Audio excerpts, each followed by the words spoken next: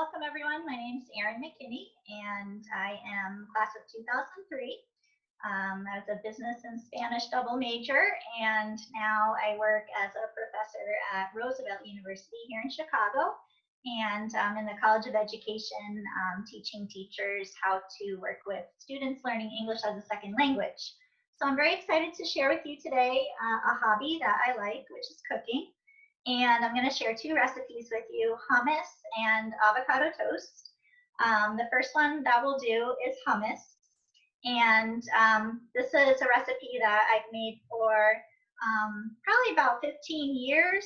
It's a classic recipe, and I can share with you some ways to jazz it up. But I tend to always go back to this classic one. So that'll be the first one we'll start with. And I'd love to hear where you're all from. So if you wouldn't mind, just enter in the chat feature where you're from.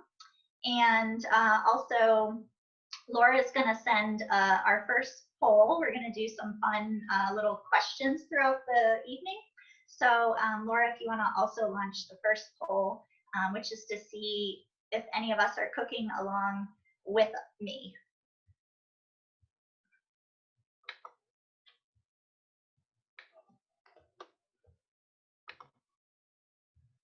All right, I answered it as well.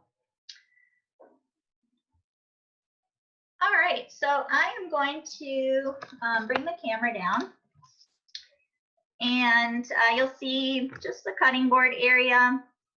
And I have here the one tool that you'll need, which is some kind of blender. In my case, I have a Cuisinart. It's my favorite machine, so I couldn't live without it. Hummus is really simple. So you're going to start with the garbanzo beans.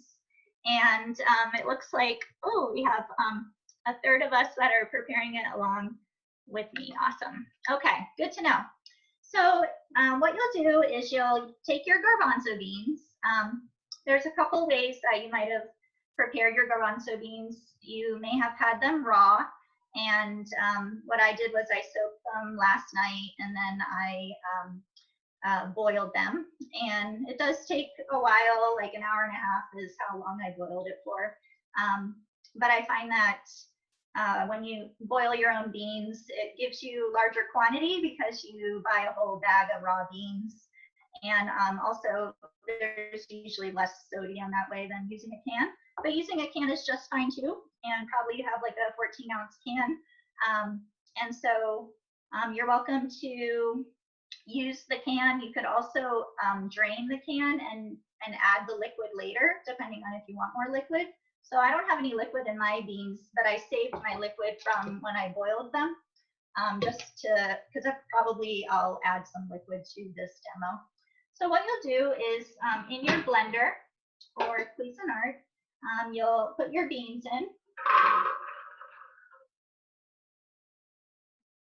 And so I had about two cups of beans. And the other ingredient that we'll need at this point is your garlic. So in this case, you're going to use 3 cloves of garlic. And I like garlic, so I put an extra one in there. So I have 4 cloves of garlic. And you'll also be using 1.5 teaspoons of salt. So all those things can just go right on in with your garbanzo beans.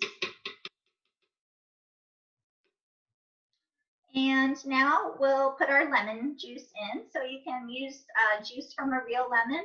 I have a bottle of lemon juice. I use lemon juice a lot, so I tend to buy these from Costco. And what you'll need is a 1/2 cup.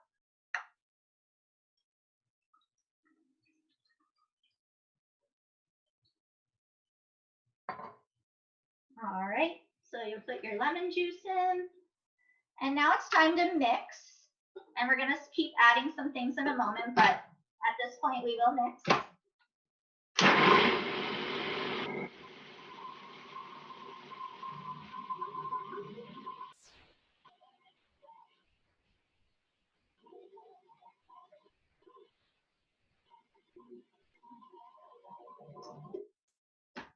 And at this point, you can add some of your liquid if you see that it's still pretty clumpy.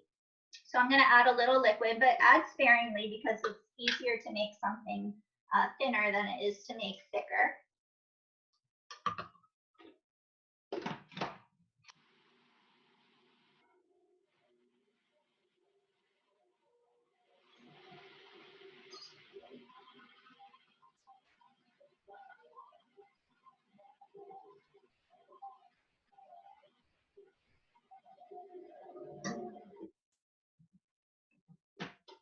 All right, and I have my spatula to scrape down the sides here, make sure that everything eventually gets blended together. And I think I'm going to add some more liquid. And do it one more time.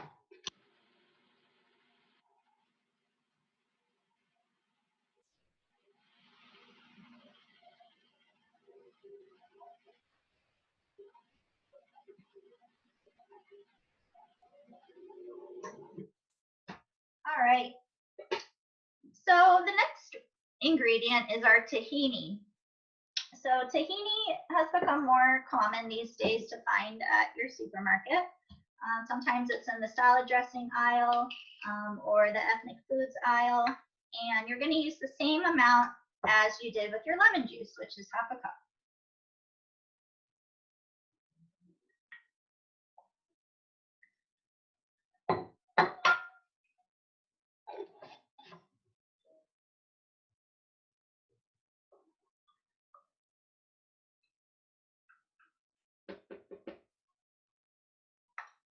All right, so now you're going to run your Cuisinart again.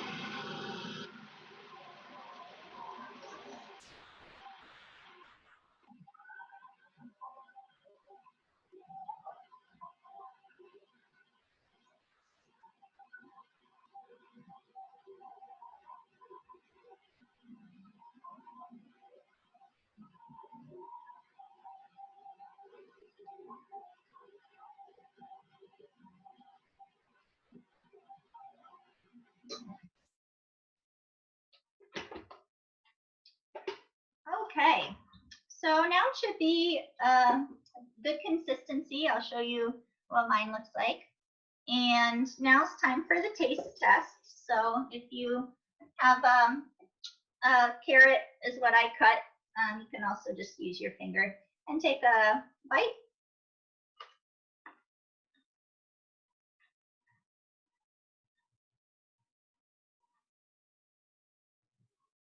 And ask yourself if you feel like it needs more lemon flavor, salt flavor, garlic flavor. Those are generally the things that you might want to add depending on your taste.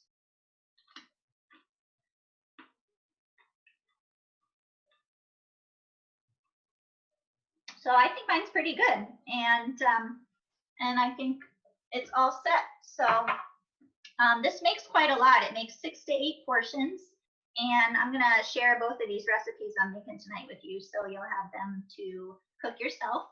And so you can see that 2 cups. Well, it started out as 1 cup of raw beans, makes quite a lot of hummus. So it's a really great recipe to have on hand for appetizers, parties. And Laura's gonna ask you our second poll related to our first recipe. So go ahead and respond accordingly.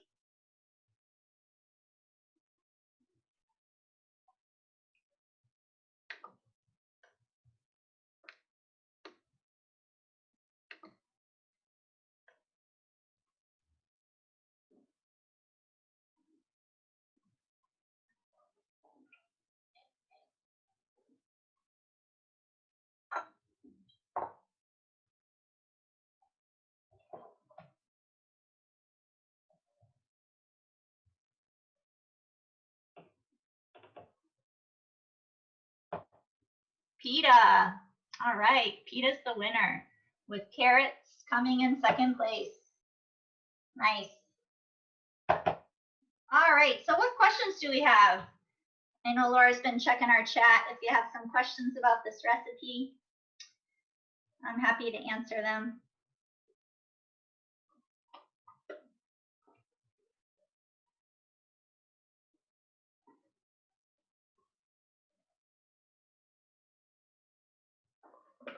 Erin, one of the questions is, have you ever tried making tahini from scratch? No, I haven't. That would be very curious. I know it's made from sesame seeds, so that would be great to know how to do. I have not. And we have another one. Do you experiment much with other beans? This person forgot to get chickpeas, so they're using cannellini beans. Oh, okay. That sounds good. I have not experimented with other beans, but I can see how what you're using might make like a pate, which I've done before too. So yes, those are good variations that you could try.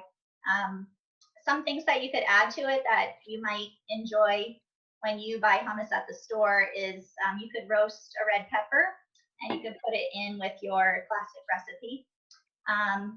I've also seen at Trader Joe's they have jalapeno and cilantro, so you could also try mixing those ingredients in. And then if you roast an eggplant and put that in, then you have very similar to the baba ganoush appetizer that is very delicious. So those are some modifications. I have done those before. I tend to always go back to the classic. I have one more question about how long will hummus stay fresh in the fridge? I've kept hummus for at least a week, so that should be fine for keeping. And I like to have it with falafel. Falafel's fun to make too, but it can be more labor intensive. So I usually get boxed falafel. And I've also made tabbouleh.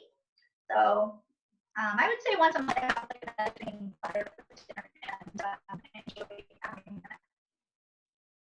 Awesome. And Mike, have you ever had apples with hummus? Apples was a good question. Yes, I have had apples, and I don't have access to the poll now, but that actually won. Oh yes, I do. So apples. Oh yeah, apples didn't have any suggestions. So we should. I'll try apples with our hummus and see how we like it. I'll definitely have to try that next time. Well, I think that's it for our questions right now. So I'll let you get back to the next one. Okay, sounds good. All right. Okay, so our next recipe is avocado toast. So avocado toast, this is a recipe that's actually from a newspaper in Chicago called the Chicago Tribune. And I'll be sharing this with you as well. So this is a pretty spiffy avocado toast. I think you're going to enjoy it. It's not just avocado on bread, and it's really easy to make. And I've noticed that avocado toast is quite trendy at restaurants and cafes. I often see it on brunch menus and as appetizers. So now you'll learn how to make it yourself, which will be awesome. And so if you're cooking along with me, the thing that we can do together, which involves cooking, is that you'll want to find some seeds that were part of the ingredients list. So I usually use either sesame seeds, sunflower seeds, or pumpkin seeds. So today I have pumpkin seeds. And what we're going to do is this will be part of our topping for our avocado toast. Our avocado toast has a couple toppings, and we toast the seeds. So I'm just going to get some seeds, maybe about, I don't know, a dozen, and I'm going to start toasting them on the stove.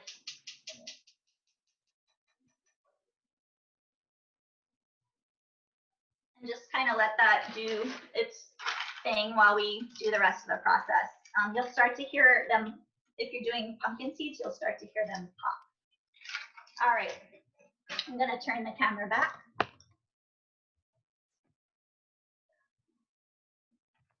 Okay, all right, so avocado toast. Okay, so what I do is I get a bowl, a small bowl, cereal bowl, any kind of small bowl, and you'll need to get a piece of garlic.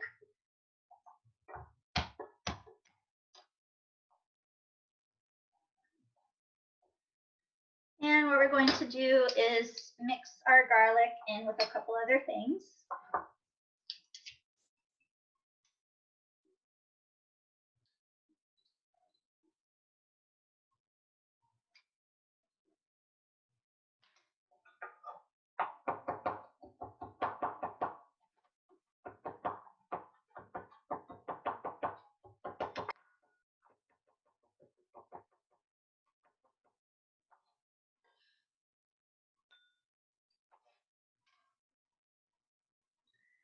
All right, so in with our garlic, we're going to put a few more of our ingredients. We're going to put our feta cheese.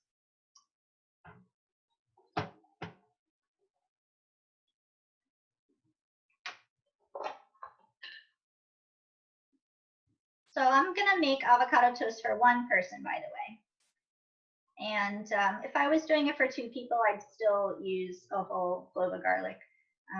I like garlic.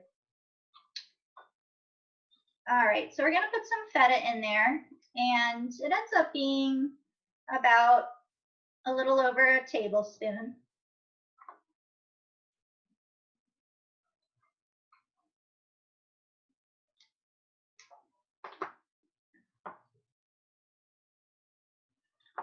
All right, next we're going to put some olive oil. And just sprinkle it over so that it starts to mix in with those ingredients. About another tablespoon at most. And then the last part is red pepper flakes. So I'm going to shake some of these into the bowl and mix it up.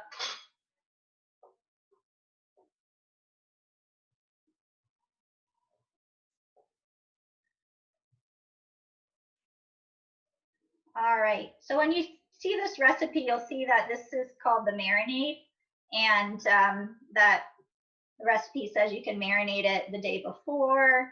I usually just do it in the moment, and I think it tastes just fine. So once we have that, we're ready for our avocado. So hopefully you have an avocado that's ripe. I bought a couple to have as some backups here, but this one looks good. And let me get a spoon. So you're going to scoop out your avocado. And for one person, I'm just using half an avocado. All right. And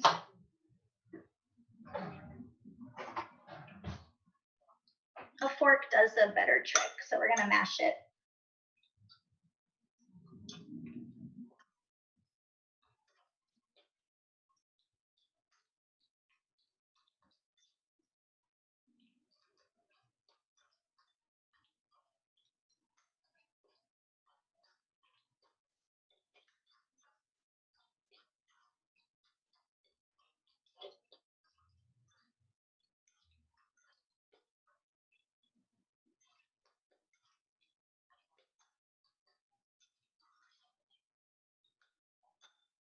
Okay, so now that you have your avocado in there, the next step is to add a little lemon juice.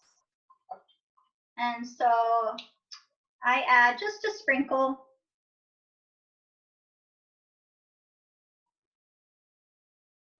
Probably about half a teaspoon. And at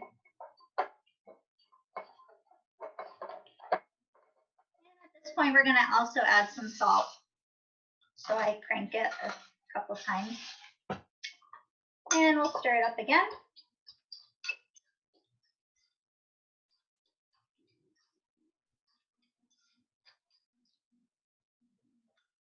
And the last thing is some more red pepper flakes. So if you like it spicy, you can add more, add less. All right, so now you can imagine these flavors are really nice together. And you can use a piece of bread if you want. You could toast it. I've done that before, and I also like to use these crackers that I get from Trader Joe's. And I've seen that they have two varieties. They have a gluten-free, and they have this kind which is not the gluten-free.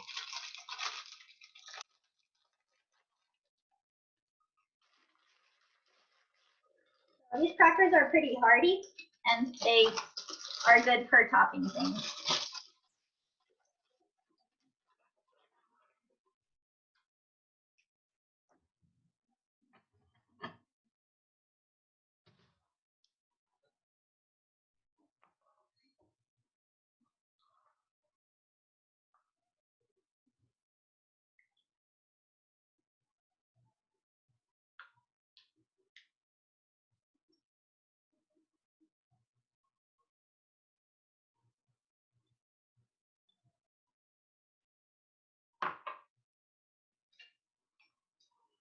And then spread it out on your toast or your cracker.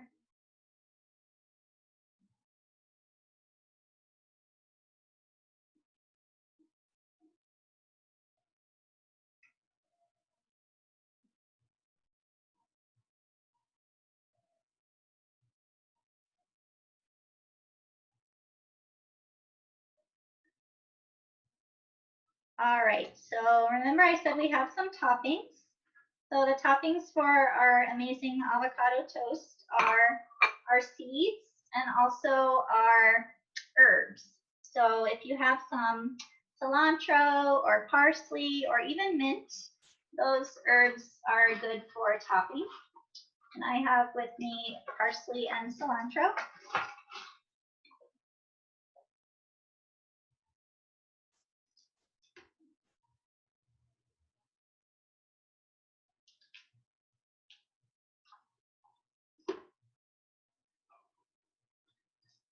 All right, so we're just gonna cut some of these up.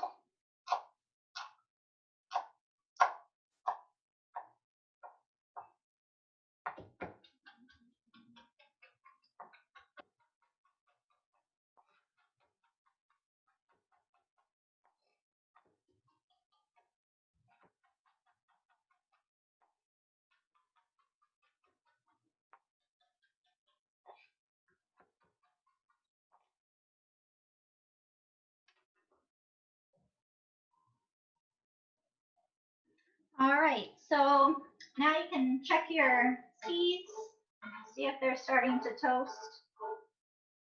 Mine are starting to get brown.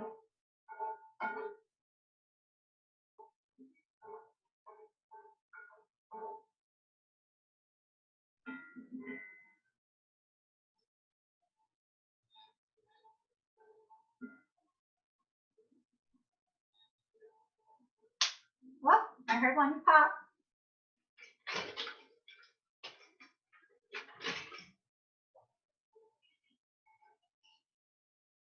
All right, so we'll put some of our toppings on. We have our pumpkin seeds.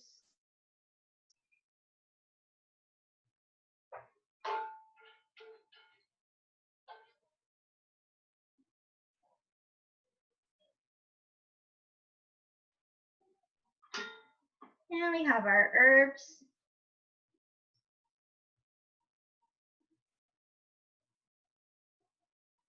And this is a good thing to make for brunch with some other breakfast items. You could also have it for lunch with a salad or soup or on its own. And there you go, avocado toast. All right, so Laura, we're ready for our second poll. We have another question for you.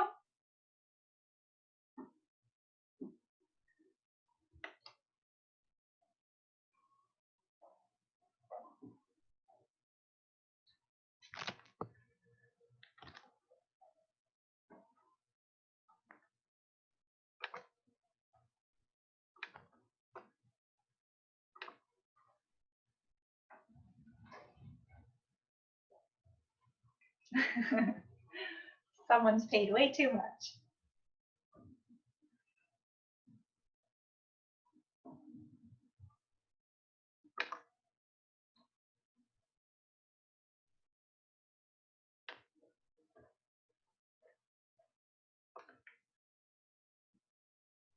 All right, so we paid about $10, most of us, and about 20% of us have paid $12, and 20% of us haven't ordered it yet on a menu.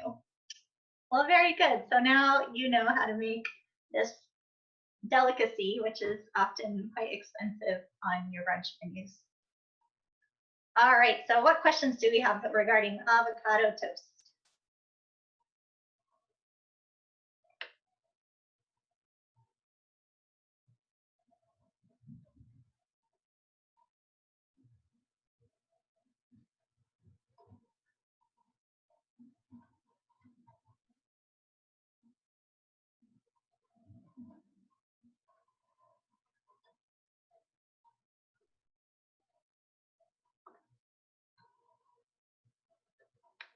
All right, looks like not too many questions for avocado toast.